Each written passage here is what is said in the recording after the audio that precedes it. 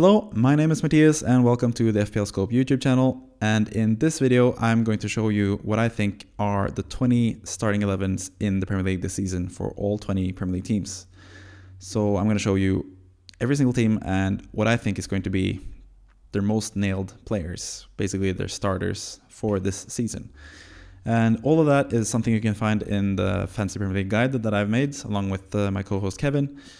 And you can check that out at thevideoscope.com/FPL guide. The link will be in the description if you want to have like a proper link and not write down what I just said to you. But either way, the guide is pretty comprehensive, as I'll show you. There are quite a lot of contents here. You can see you have potential squad suggestions. You can check out the video about that if you want. There is the zombie team squad and going more in depth with that. How you can use your chips, sort of like a long guide and a short guide. New player reviews, like for example Christopher Nkunku and a couple other players, you can read about them. New manager review, I've actually written about Ange Postecoglou and what I can expect, or what you can expect at least from Spurs this season. But what we're talking about today is not the set piece takers, because that's also a point, but the starting lineups. So I have all 20 starting lineups here, as you can see, and we're going to go to them pretty shortly. But before we do that, we're going to talk about some ground rules, basically.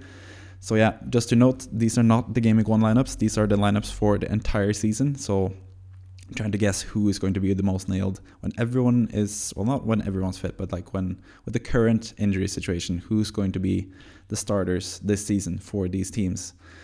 And yeah, there's going to be a lot of numbers on the backs of these players, and you're going to be thinking like, why is Kane number 35? But you shouldn't think like that, because the reason that there is some method to the madness when it comes to the numbers on the back. So the number represents how many matches I think they will start, from a number from 0 to 38.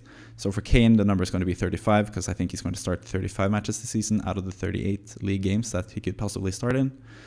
And this number is mostly just like straight up starts, but sometimes it's sort of like a percentage thing as well, because I'm not sure. Like, I know if Areola is the preferred, like West Ham is a perfect example, the goalkeeper situation with West Ham.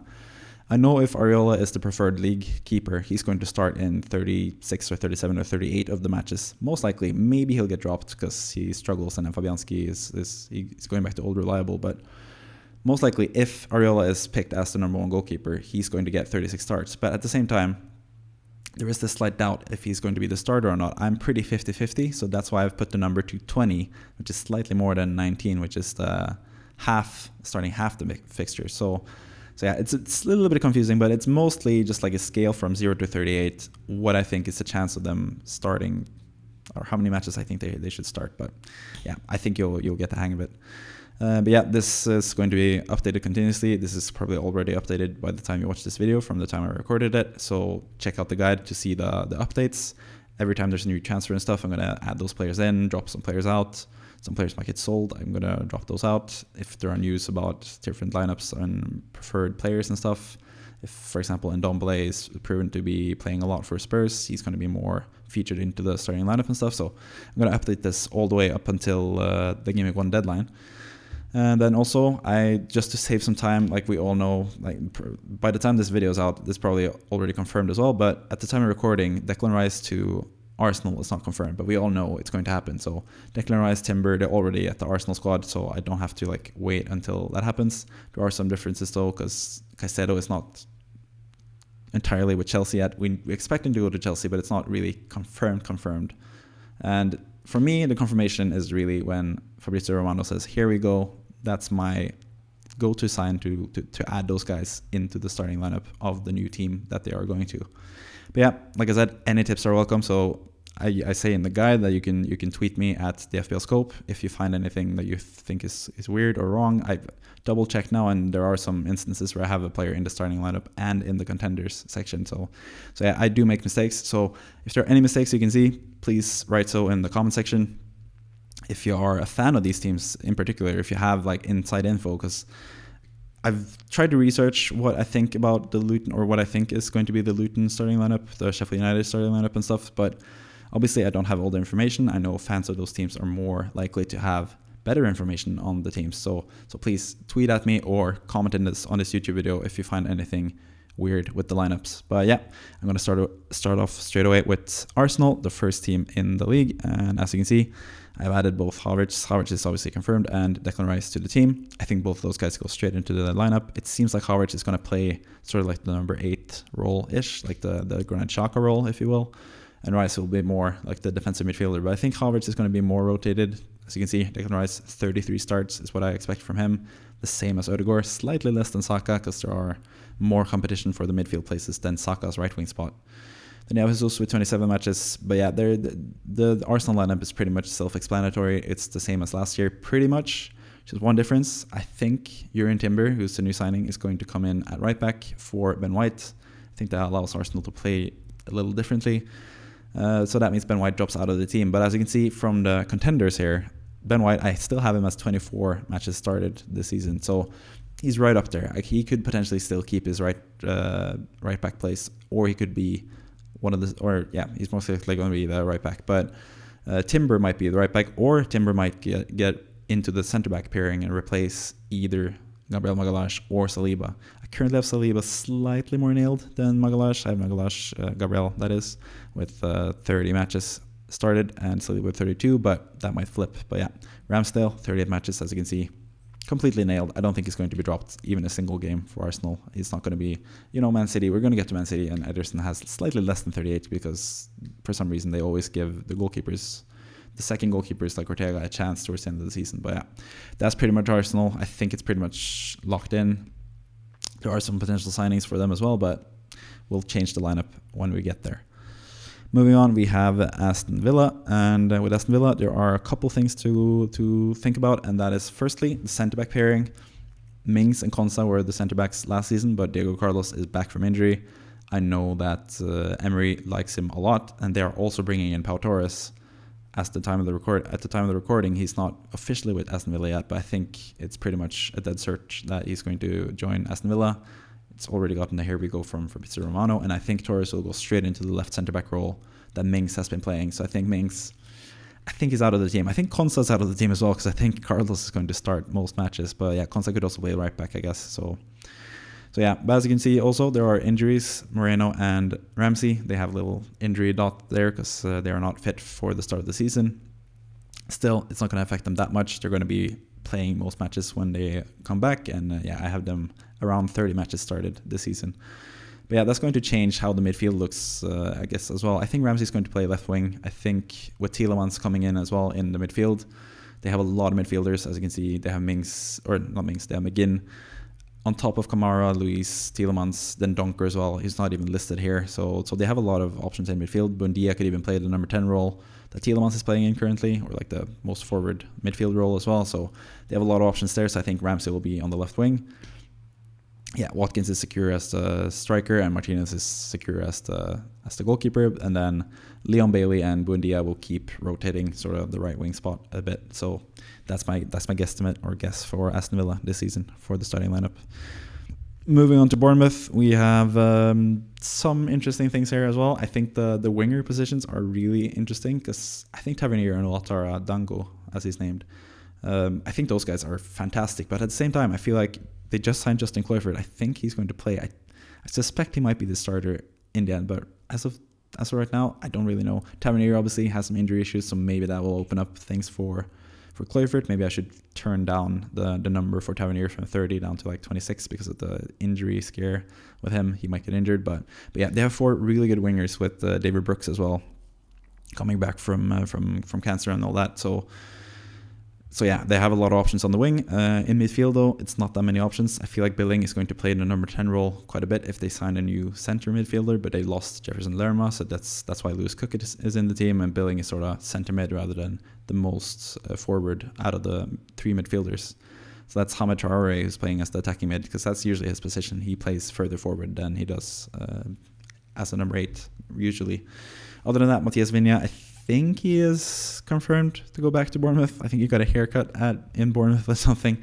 I was in the Bournemouth subreddit and saw something like that. So, but he came on late last season and had a couple of really nice performances. So I think he is like back in the day when 4.5 defenders from lesser teams mattered. He would have been a really nice pick, but there are so many good value defenders now. But anyway, this is the lineup predictions. Not really much to say about this. Adam Smith still at right back. Probably expecting them to get someone better there and potentially a centre midfielder as well. So yeah, they need to replace Jefferson Lerma first of all. That's the most important thing. Then we go down to Brentford, and the big thing here obviously is that Ivan Toney is suspended, and that's why he's not in the starting 11. He is on the contenders list, 17 starts, and I think that's basically the most amount of starts pretty much that he can get after returning from the ban. I don't think he has that many more matches to play than 17 when he finally comes back. So that means Jan Wissa as the striker. He's pretty nailed. 26 matches I have him starting as. Most of those fixtures as well will be at the start of the season. So I think for the start of the season, he's completely nailed. And Buemo, 37 matches. He's just an Iron Man. He's going to play 100%. Mathias Jensen as well. Such an important player for Brentford. Such an underrated player for Brentford as well. But I think the interesting thing with Brentford is the centre-backs. You have Ben Mee, obviously, 38 matches. I'm pretty certain he's going to play in most matches. Probably should turn down that number to like 34, 33, because they have a couple good centre-backs now. They signed Nathan Collins. I have him as a contender. I have a suspicion he's going to be the starter over Pinnock, which is kind of sad because Pinnock was such a nice player last season. But I think Collins and Pinnock, they might also play with three at the back, to be honest. They do that sometimes. So maybe I should make like another graphic as well with the 3-5-2 formation, because they might do that as well and not play Jan Elt, for example, and play just Nørgaard and Jensen as like more central midfielders. But yeah, they could do that for sure. They have so many good centre backs. They have Ayer as well, who could play centre back or right back. But yeah, I think Henry is pretty nailed. Hickey should be also pretty nailed. And then in goal, I have Flecken with 38 matches, which is kind of not true, really, because at the moment there's still that slight bit of doubt that David Raya is going to just stay at Brentford and they're going to figure out a solution. But yeah, I imagine Raya goes out to some other team. He leaves for a different club, and then Flecken is by far the starting goalkeeper ahead of Strakosha and stuff. So yeah, that's pretty much it. You also have Lewis Potter with 19 matches. I think he might be more of a player this season. Him and Kevin Schade are kind of competing for the same spot, but then again, Wissa will play here when Tony is back up front. So yeah, that's pretty much it. Jan Elt as well. They might have some other options there. Da Silva I have listed. Centre mid is not the best. I mean, Nørgaard is pretty good, but Jan Elt's decent, but yeah, they could upgrade there as well. Moving on to Brighton, we have some very interesting decisions with Brighton. As you can see, Enciso is the number one contender for starts that out of the players that are not in the starting lineup. Obviously, we still have Casero in the team. He might be sold by the time you're watching this video, so he's out. I expect them to replace him with someone else, someone outside of their own team, but then again, they might also just pull out someone random out of the hat. They also do have some really good centre mids. Like they have Jakub Moder, who's injured most of last season, Polish international, who's looked pretty good in the Premier League in the past. I quite like him. They do have Alzate as well.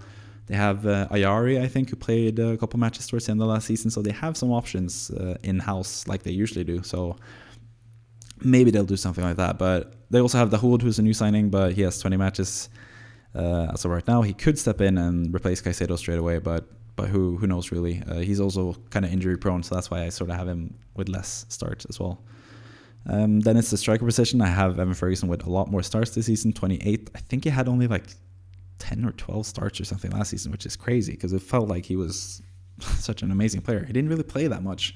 It's just surprising because he's such a huge talent, and I expect this season for him to get a lot more matches. But at the same time, you have João Pedro who can play more matches or can play as a striker. You have Welbeck, who's one of the contenders. I haven't listed Undal, but he played a couple of matches last season as a striker as well.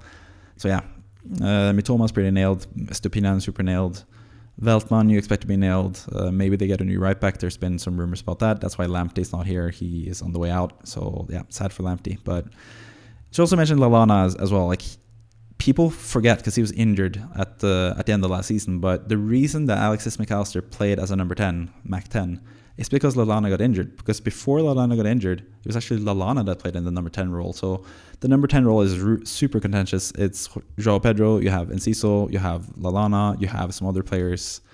Sarmiento, Buonanotte. You have so many weird players from Brighton. There's so many players that can play there. So expect slightly more rotation. On the subject, actually, you can see this last season starting 11 nailed on this.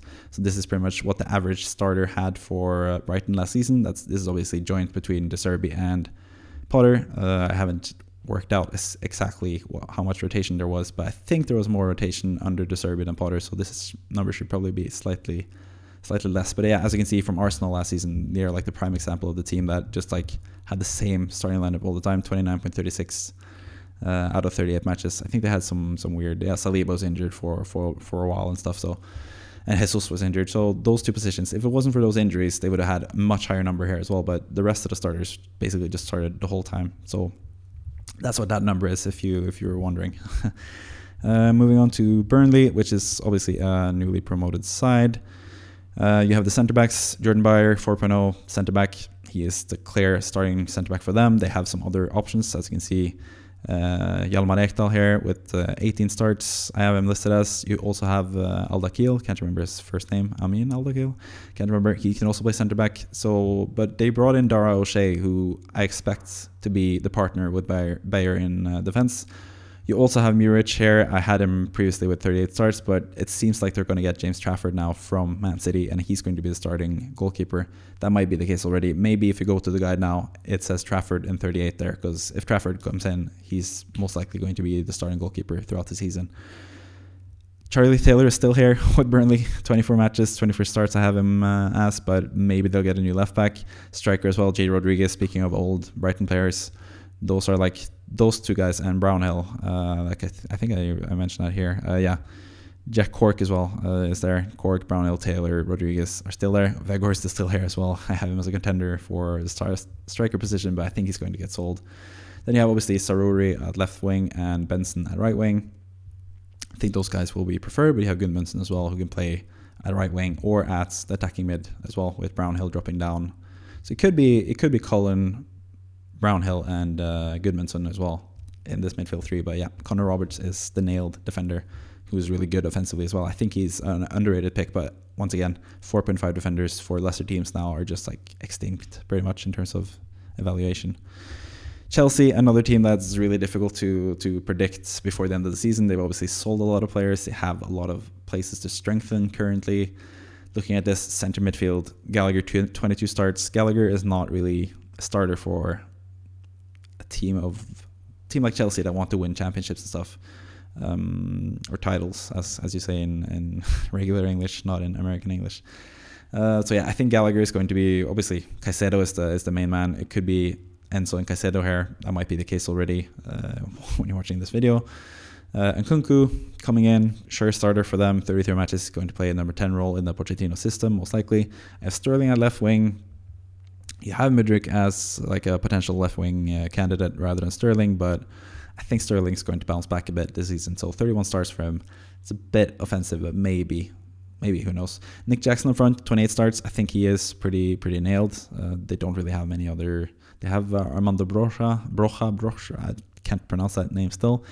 Who could play as well. He was injured last season, but he's a decent striker. But I think Jackson is going to be the clear-cut number one striker for them. And Nkunku can also play up front as well, but we'll see. They don't have that many midfielders at the moment. Then it's the centre-backs. I still have Thiago Silva as like the starting centre-back, but it should probably be Badiashile and either Colwill or Fofana. You have Colwill here as a potential starter. You have Fofana as like the main contender for the starting lineup. You also have Chukwuemeka, by the way, in midfield. It's interesting. Then the fullbacks, Reece James, 26 matches. It's probably a bit generous because he's going to be injured again, but maybe he bounces back and plays like 26 matches. But in case he gets injured, you have Malo Gusto for 4.0 to step in. You also have Kepa Arrizabalaga.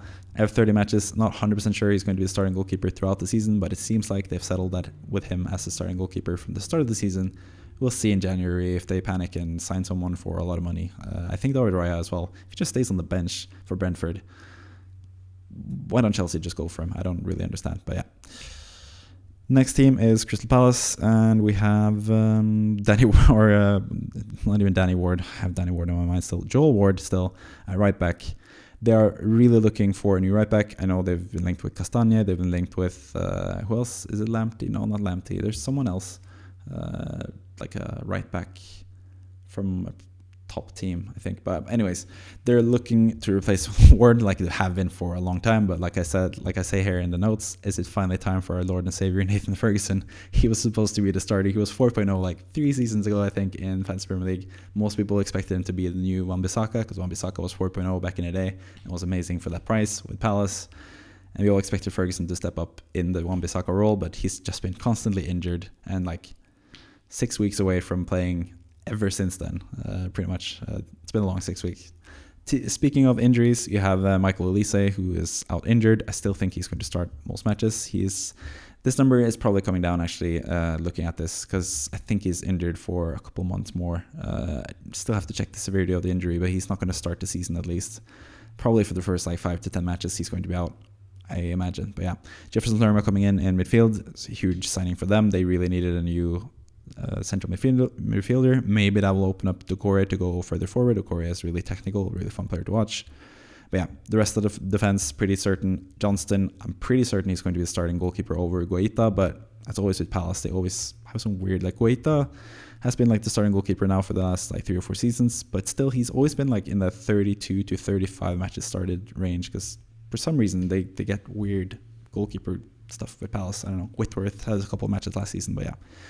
Anyways, SA is ready to step up. Saha is gone, obviously. Edouard, I have as the starting striker, but they are looking for a striker as well. Maybe this is Balogun. That would be amazing for FPL, but let's wait and see what happens. They also have Schlupp to come in midfield. I expect SA maybe to go outright instead of Olise, and then have Schlupp there or Ayew there and Schlupp on the wing or something. Schlupp can play a lot of different places, so he's important for them. Moving on to Everton, we have... let's see here, Patterson, yeah, he's pretty safe. The midfield is pretty strong, but they do have Garner as well. I have him with 18 matches. He's really young talent, really fun to watch. But other than that, the starting lineup is pretty secure. You have Ashley Young, who is a late addition to this right before the video, because he just signed right before I started filming this.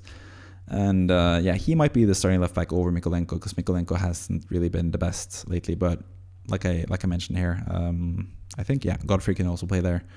He's also a contender to play centre back. I do actually have Branthwaite as the centre back. He is 4.0 in fantasy.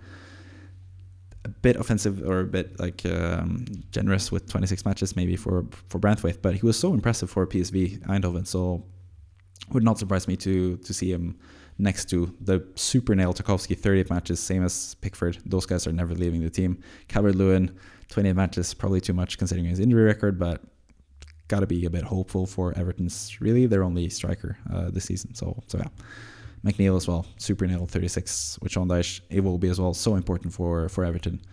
They have a lot of players that are important for them, but yeah, I will see about their squad.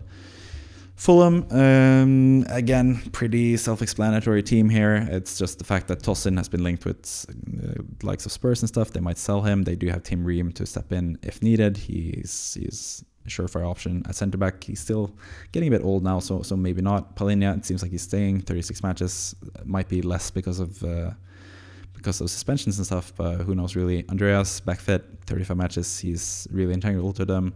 Mitrovic, surely he gets more starts than last season when he got that 10-match ban. Hopefully for him, he stays away from the ban. Willian was really good last season, but yeah, Fulham pretty much self-explanatory at the moment. Not really much to say about that. Leno in goal, Issa Diop, Tosin. The fullbacks were really good and underrated last season, and yeah, decent team, Fulham, but they're going to struggle a bit more this season, I think. Liverpool, again, we have so many offensive players to choose from. This is such a weird team because you have Fabinho here, 21 matches, 21 starts I have him with, because either in the summer or in January they have to sign a new DM. Like Fabinho, he didn't cut it last season. Henderson, it seems like Henderson might go to, or at least he's linked with Saudi Arabia now because of Steven Gerrard. But yeah, they really need a defensive midfielder. Like they have so many. Soboslai is just another guy they can play in attack. They could play Gakpo here and then play Darwin up front. They can play Diaz on the left wing. As you can see, Diaz and Darwin are the most likely starters. They have Thiago, who plays in like a deep lying playmaking role, kind of like McAllister. So yeah, I don't really know about him. Harvey Elliott played like, I think he started like 21 matches or something, 20 matches last season. He's also a contender. He can also play on the wing and in the attacking positions, of course, because that's every Liverpool player can play in those positions. But yeah, defensively, pretty much the same as always. Konate, I think this is finally the season where he starts 30 plus games. Potentially. I have him exactly at 30, but I think he's going to be pretty nailed next to Van Dijk, who should probably be nailed still, even though he was sort of not the best last season. Trent, obviously. I could change this formation to be like the 2 defensive mids with Trent in there, but I think that's more, this is like the lineup and then the system puts him in like as the inverted fullback. But yeah, if you do that, if you remove Fabinho and have McAllister and Trent here, then you can add another offensive player, whether that's Diaz or Darwin. Up here, probably Darwin to have Soboslai in midfield. There's a lot of different things they can do offensively, but they really need to replace Fabinho. That's what I'm expecting them to do. They have Luton, which is kind of a difficult team to predict so far because they have a lot of signings to do. They do have some clear starters though, and that is Carlton Morris and Adebayo up front. They're going to start a lot of games. Alan Campbell, I think this number should come down a little bit because it seems like he's not that favored. It seems like the manager, Rob Edwards, is thinking of him more as a championship player. That's at least what I've read. You also have the thing with the left wing back and the right wing back. I think Doty is usually, that's a difficult word, playing on the left, but at the moment they don't have right back. As you can see, it's actually down here, if you can see it. James Bree, they loaned from Southampton at right back, and then Cody Drame, they loaned from Leeds at right back to fill in there, and Doty played mostly on the left. Bell played sometimes on the left, sometimes in the centre-back roles as well. There's also discussion between Burke or Osho, who starts there. It might be Reece Burke, actually. He looked really good when he came in for Lockyer in the playoff final. Lockyer, luckily, back from heart issues, and it seems like he's going to be fine, so that's good.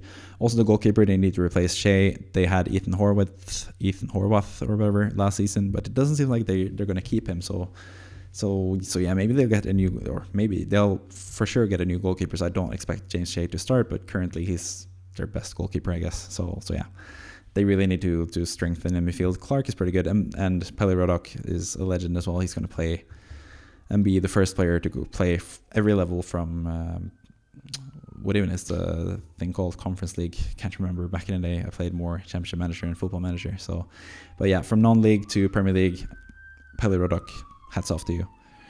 There's a police car outside. I don't know if you can hear that, but anyways, nothing's going on here suspicious. Man City, again, Pep Roulette, you never know. This is actually one time where I actually done the inverted fullback thing and have Stones as the CDM. It seems like most people are more inclined to do this with Man City than with Liverpool when it comes to formation. But yeah, the centre-backs, again, it's pretty much a nightmare. Like I said here, Guardiola in would make Pep Roulette in defense unbearable, even more so than before. Because these guys, Ake, Diaz, Akanji, Stones, Walker, they played around like 20 to 25 starts, all of them last season. Laporte was less. Lewis had a couple starts in defense as well. Obviously Stones, if I didn't mention him already. But most likely this is like their preferred option when they need to score goals and stuff. Bernardo, the difference is Gundogan is gone, so Bernardo moves in and Mahrez comes out on the wing, but this might also be Bernardo still on the wing. And Foden in here in the attacking positions, especially with De Bruyne out for the start of the season. So have Foden with 23 starts. That could easily be more. Alvarez as well, 19 starts. That's pretty generous, but I think it could be more still. I think he might be the one to start the season. Maybe him over Foden.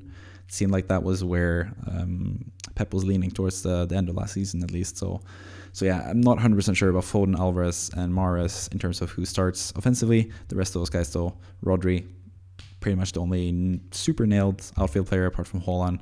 Ederson, 35 matches like I mentioned earlier in the video. For some reason, they play a different goalkeeper, Ortega or something, towards the end of the season at a couple points. So yeah. But apart from that, Ederson's going to be pretty nailed. Grealish probably going to be pretty nailed as well. 26 matches. It's just because of Pep Roulette. I don't really trust Pep to keep Grealish as the starting option throughout the whole season. But who knows? Maybe he is the starting left wing for the rest of the season. Moving on to Manchester United, and we have Andre Onana here in goal. It's not confirmed at the time of recording, but it seems pretty likely that it's going to come in and going to be the main starter for them at goalkeeper. Then right back spot is kind of in contention. Wan-Bissaka played most matches towards the end of the last season. I expect him to be the starter. I haven't listed Diogo Dalot there. I really should do that. I'm going to edit that after this video.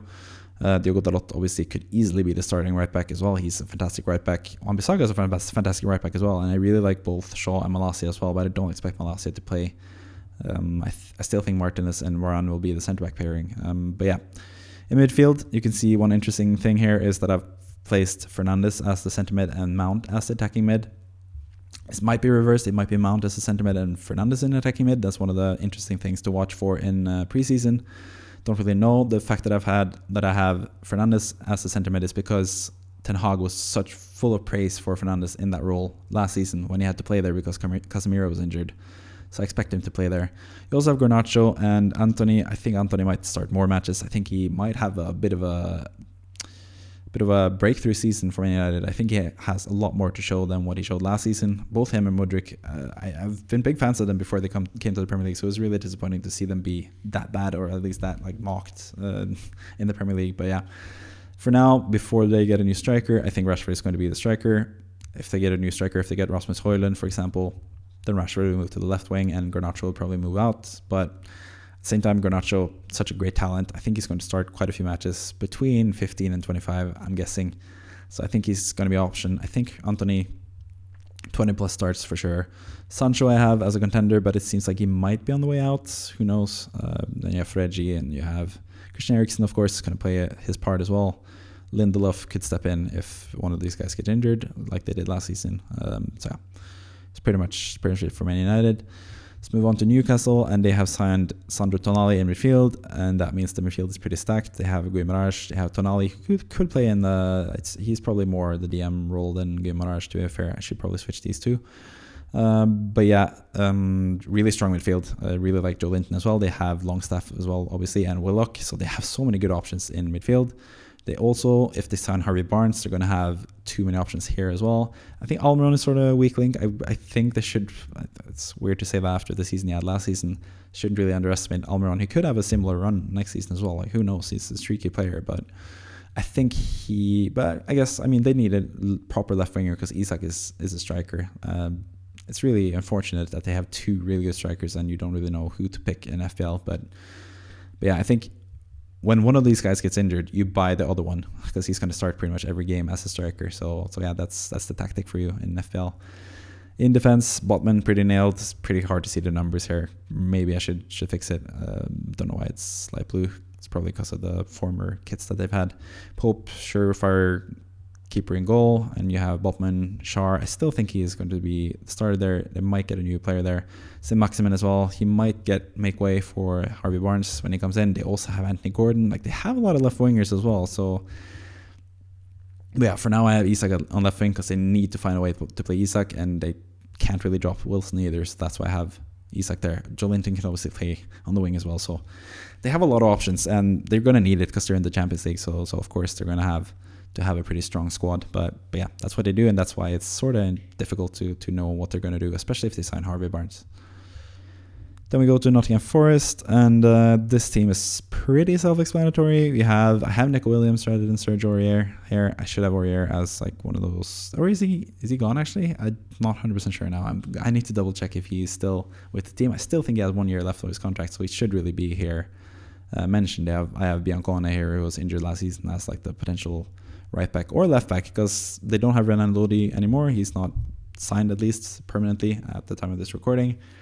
But they do have Richards, who played with Bayern Munich, I think, before. He was sort of the backup to Alphonso Davies with Bayern, and he was injured last season, so he's back to play sort of the left back role. But yeah, the fullbacks are pretty replaceable. It might be Aurier here for another year, but I think Nico Williams is going to step up. He's younger. He's more of the future for them there. But yeah, up front, Johnson, if they keep him, he's been linked out with some teams. Gibbs White, 37 matches started, pretty nailed. Ty Vavani, he should be like the proper starting striker this season. He didn't really start that many games last season as he should have done, but towards the end of the season he was so amazing, so I think he's really good. Danilo as well, someone really to pay attention to, and Felipe was really good last season as well. Niakate back from injury, he should be there. Goalkeeper is also the other position. Maybe they get Henderson back on loan. Maybe they get Henderson back permanently. Maybe they get another goalkeeper. I don't think Hennessy is going to start. They also have Horvath, who was on loan to Luton, but I currently have Hennessy slightly ahead of Horvath in terms of who I expect to start in goal, but I think they're going to get a new goalkeeper anyway. Moving on to Sheffield United, and we have Oli McBurney, who is probably going to be replaced. It seems like they're going to need a new striker. They have Jebison, who's like a young, interesting talent, I guess, as well, to play striker potentially, and Ryan Brewster, just got to mention him, FPL flop. In defense, it's actually pretty interesting. Both Norrington Davis and Baldock are 4.0, and I expect both to be starters for this team. You have Jack Robinson, who can play left back, of course, as well. You have Jaden Bogle and Max Love, I think, who can play wingbacks positions, but I think Baldock and Norrington Davis are the starters. Norrington Davis was starting all the way until he got injured. He's had 2 seasons in a row where he's been starting and then been injured for a long while, so I think he's going to be the starter now. In midfield, John Fleck is easily replaceable. They're probably going to need a new player here. Maybe they get 2 new strikers and put NDI down in this position instead, which would hurt his FPL value because he's listed as a forward. So yeah, but NDI is so important for them, and Sander Berge as well, my fellow countryman Norwegian. Ahmed Hodzic, fantastic centre back. He might get some less matches because of suspensions and stuff, because he gets a lot of yellow cards. He had 12 yellow cards last season. But yeah, John Egan as well, the centre of defence. Fotheringham in goal. I think he's going to be the nail starter. Maybe they're going for a new goalkeeper. I think Fotheringham is going to stay as the starter there. Like I've said here as well, Benny Traoré, he might be already signed with Sheffield United. He's going to go straight up front. He's a really talented striker from Allsvenskan, the Swedish league, which I sort of follow a bit. Like I play Allsvenskan fantasy and I have like a team full of Norwegian people, so I don't really pay attention that much. But I know that Benny Traoré has been scoring a lot of goals. I've seen a couple of his games. He's a fantastic striker as well. So if he is 5.5 as a striker, that's also another fun option next to NDI, I think. But yeah, that's pretty much Sheffield United. Let's move on to Tottenham, and this is quite interesting. This is something I actually changed right before I made this video, and that is because Bentancur obviously is injured for a while. He's out until November, I think. So he's going to miss the first 10 matches. So that's why he's dropped out to be like a contender. I don't think he's going to start enough matches to be like considered a starter, because he's not going to play enough. He's not going to start enough matches to be there by the end of the season. So with that in mind, I think they're going to give Bissouma a chance to play. He might play. These two might be interchangeable. I should probably have them both down here, but the Postecoglou system is sort of having 1 defensive mid and 2 centre mids that sort of fill in the gaps in the channels here. Madison is obviously going to play here. These positions, I think Højbjerg is going to start. I think he has a decent chance of starting. You also have Ndombele who could start. They just signed Manuel Solomon. I don't think he's going to be a starter for them, but he's going to fill in the gaps. Kulusevski, you have Richarlison, of course. 16 starts to have him as. Pedro Porro as well could play in this position. It remains to be seen. I have Pedro Porro not in the starting lineup because I feel like they're going to have more of a balance when it comes to the fullbacks. Both Udogie and Pedro Porro are really offensive-minded. Emerson is also really offensive-minded, but he's slightly better defensively. So, again, he's going to keep his place. He's going to scratch and claw, just keep his place like always. But, yeah, you could also do Pedro Porro here and Davis on left-back to get more of that balance, because he likes to do the one sitting defender as well, sort of thing, Postecoglou. And also against lesser teams, you could obviously play Udogie and Pedro Porro at the same time. So yeah, a lot of different opportunities here. In terms of rotation, Postecoglou had a pretty similar 11, 28 out of 38 matches last season with Celtic. He quite likes to have his favorite players and has a couple of rotational players as well. But yeah, it's pretty similar to what they had under Conte, Stellini, Mason in that weird season last season, Spurs. But yeah, I think Son is going to be much better, and yeah, it's interesting to watch Spurs as well this coming season. Then we come to a trophy-winning team, and that is West Ham, the current reigning Conference League champions. And for them, I still have Antonio up front. Long live Mikel Antonio. Currently, it seems like he's going to be the starter. I have Scamacca as like a potential striker starter, but I don't think so. I think he's going to be loaned out to Serie A or sold potentially. I don't have Danny Ings listed either. I think he's sort of on his last legs, but maybe has something left in the tank. I've written him off before, and then he scored 22 goals for Southampton, so who knows? I'd hope so. I really like Danny Ings. I think he's a really good striker, really underrated striker really the last 10 years as well. I think he's been fantastic in the Premier League, but yeah. Benrahma, sorta, they've been, West Ham have been, I should say, because I'm a West Ham fan. We've been linked with Harvey Barnes, a left wing. So Benrahma's position, as always, under David Moyes is under threat. So yeah, I don't really have that much faith in him starting that many matches, but still 25, pretty decent. Bowen, on the other hand, should be way more nailed. They obviously have Maxwell Cornet as well, who might play rather than Benrahma on the left. He can also play on the right. And there's also some talks that Cornet might be the striker as well. Like David Moyes has had great success with both Mikel Antonio, who was a winger and turned him into striker, Arnautovic before that, who was a winger, turned him into striker. And it might be Cornet who's the next in line for that position. So maybe he's the starting striker for West Ham. Other than that, they have Ings, like I said, Skamaka, and Divine Mubama, who's a decent talent as well. Centre mid, they have to replace Declan Rice. They're going to replace Declan Rice, but at the moment, with the current squad, it's going to be Flynn Downs, who was pretty good last season. But they should really replace both Rice and Souček, because Souček, he is a favorite of David Moyes, but last season was not the best for Souček. I still love the guy, and he still has the potential to score a lot of goals if he gets to play more further forward. Back in the season where he scored 10 goals, Declan Rice was more like a proper DM. He didn't really venture forward that much, but since Rice has been able to go forward because he's so good at it, Souček has been playing more like a defensive role, and his goals have been drying up really. So yeah, I still think both Souček and Downs will be replaced by the start of the season. Defensively, it's pretty secure. Might need a new left back, but Emerson and Cresswell rotated well last season. I think Emerson is going to play more matches. He was probably the best player in the Conference League final as well for West Ham. So yeah, he proved me a bit wrong last season because I didn't have the highest hopes for him, but he's been pretty good for West Ham. But yeah, also in goal, I should mention that's a big talking point for everyone. That's what I mentioned at the start of this video. I have Areola with 20 starts. That's going to be more close to 38 starts if he is confirmed as the starting goalkeeper, but I'm really unsure if it's Areola or if it's still Fabianski, because I know David Moyes is so stubborn.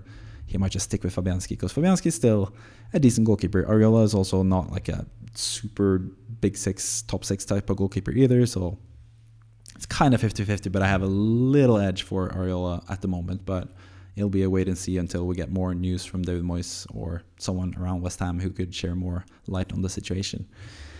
So that's pretty much West Ham. And finally, we have Wolverhampton. And yeah, Wolverhampton, a lot of players have left. Adama Traore has left. Ruben Neves has left. Moutinho has left. It's sort of like an end of an era for Wolves. They've also sold Nathan Collins to Brentford. So they have Dawson and Kilman. They also have another centre back, do they? No, Dawson and Kilman are like the main preferred centre backs. Jose Sa or whatever in goal. 32 matches. I'm not 100% sure. He got dropped a bit last season for Bentley. They also have this Sharkic guy who apparently he was on loan to where? Stoke last season and played really well. So maybe he takes over as the starting goalkeeper. Jose Sa has proven that he's not that super duper top six type of goalkeeper people expected him to be or thought he was like a couple seasons ago. He's not that good, but he's still, I think, pretty comfortably the starting goalkeeper for Wolves. Left back position is also pretty interesting. We have Ryan Giles, Ryan Giles. I don't know how to pronounce the name, if it's a hard G or a soft G, kind of like the word GIF. That's pronounced GIF, by the way, not GIF. That's a fact. But either way, I digress. Let's say Ryan Giles is going to be the starting left back, I think, for Wolverhampton this season. He was fantastic on loan with Middlesbrough under Michael Carrick. He took a lot of set pieces. He was super attacking minded. He had a lot of assists, contributions, or at least a lot of dangerous passes. I think he had like amongst the highest numbers for successful something. I don't know. He has really good stats from the championship. I can't remember off the top of my head, but yeah, he should be the starter now. They experimented with they had Bueno last year as left back. They had Totti sometime as left back as well. Aït-Nouri, as you can see here from the contenders, he's more potentially playing on the left wing because they have a left wing spot to fill. Currently, I think it's Chiquinho who has the biggest chance to be the left wing starter for them. And he is 4.5, so he's someone to watch. I mentioned that in a couple other videos as well. Pedro Neto hopefully has a bounce back season. I love Pedro Neto. Matheus Cunha as well. They have so many, like Sarabia played in PSG recently. Cunha was like a high profile signing to Atletico Madrid. Mathias Nunez is a fantastic talent. Like, they have so many fun, interesting players, and then at the same time, they're the most boring team the whole Premier League. Like, nobody cares about Wolves. So you can see that in the ownership percentage. I think Sharkic, like the potentially third goalkeeper for Wolves, is the highest owned Wolverhampton player at like 2.3% or something. So pretty crazy. But yeah, Fabio Silva as well. I should mention him. He's back from loan. He was really good at loan at, I think he played for Anderlecht and some Dutch team, maybe. I can't remember exactly. But he played really well on loan, so maybe finally he'll realize his potential to be the striker. Other than that, you have Kalajic as well, Sasa Kalajic, who was injured in the first match of last season. He could also play striker. And then you have the left wing position. You have Sarabia, who can play on the wing. Hwang Hee-chan, as you can see here, he can also play on the wing. So there are a lot of different options. And then Boubacar Traore, this is not Adama Traore in a new position. This is Boubacar Traore. He's most likely going to start in midfield. It might be Lamina. Yeah, a lot of different chances, or a lot of different guys here. But yeah, Podence as well. I should mention he's on his way out. It seems like he's going to be sold, apparently. And that means that they really could have used Morgan Gibbs-White, who they sold a season ago for a lot of money, to be fair, like 40 million, but he's well worth the price, and he would have been so good in this position currently for Wolverhampton. So yeah, I think they messed up selling him even for that high price, but that's Wolverhampton's undoing. So yeah, that has been currently what I suspect from the starting 11. It's from all 20 teams in the Premier League. Obviously, a lot can change. Some things have probably changed already by the time you're watching this video compared to when I made it. It's been actually a pretty long video, 45 minutes. It's been going on. So yeah, I'm probably gonna end it there. But yeah, I hope you got some nice information from that video. I hope you subscribe to his YouTube channel to get more content like this. I'm probably gonna make another starting lineup updated video like close to the Game Week 1 deadline. I think it's fun to see, even though it's not like particularly like Game Week 1 specific. It still gives a pretty good indication of which players that are the most vital for every single team. So yeah, I think it's fun to do. I'm gonna update the squads continuously in the guide, so check out the guide. It's in this. The link is in the description. Otherwise, you can search for. I think it's a pretty high up in guide, and like if you search on Google for FPL guide, I think it's pretty high up there. Thevideoscope.com, which is originally what the name was for the YouTube channel as well, but I made it more FPL scope or FPL specific with the FPL scope. But anyways, that is it for this video, and yeah, hope to see you later. See ya and goodbye.